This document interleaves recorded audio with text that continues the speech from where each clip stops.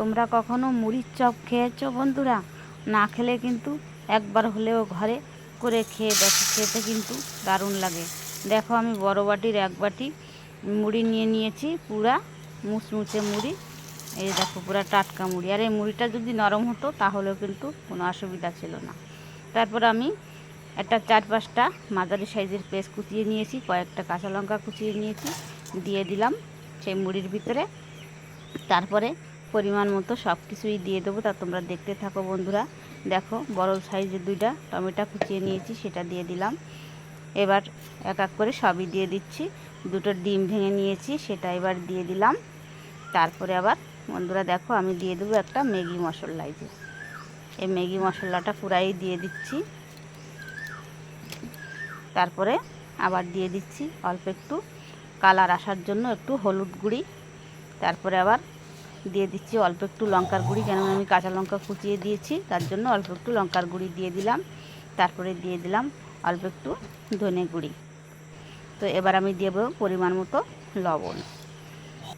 তার লবণ দেওয়া হয়ে গেল। এবার আমি দিয়ে দিচ্ছি দেখো আদা বাটি বেসন। তো এবার আমি সুন্দরভাবে এটাকে মেখে নেব। এতে কিন্তু আমি কোনো মতেই জল ব্যবহার করব না। যে আমি ডিমটা দিয়েছি আর পেঁয়াজেও জল অংশটা আছে, তাতেই কিন্তু মাখাটা হয়ে যাবে। সুন্দরভাবে এবার মেখে নেওয়ার পালা। আর এই রেসিপিটা করতে কিন্তু বন্ধুরা খুবই সহজ। তো দেখো এই যে আমার মাখা হয়ে গেল সুন্দরভাবে, দেখো জল ছাড়া কেমন সুন্দর মাখা হয়ে গিয়েছে।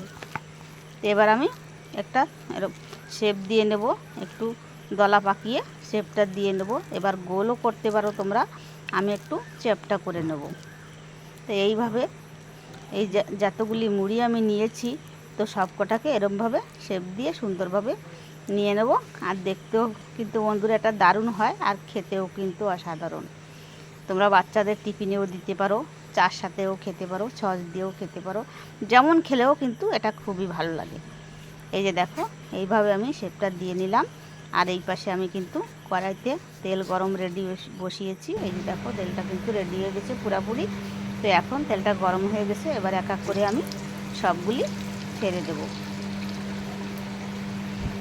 এই দেখো ছেড়ে দিচ্ছি, একটু কিন্তু ছেড়ে যাচ্ছে না তেলের ভিতরে, খুব ভালোভাবেই কিন্তু ভাজাটা হচ্ছে।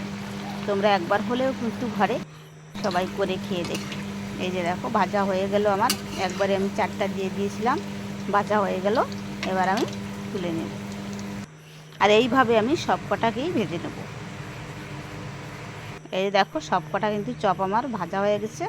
আর দেখতে বন্ধুরা দেখো কত লোভনীয় হয়েছে, আর এটা খেতেও কিন্তু খুবই ভালো। তো এখন আমার ছেলে খেয়ে তোমাদের বলবে যে কেমন হয়েছে। এই যে দেখো, আর এটা সত্যি বলতে বন্ধুরা আমার ছেলের জন্য আমি বানিয়েছি, ওই বলেছিল বানাতে। দেখো কেমন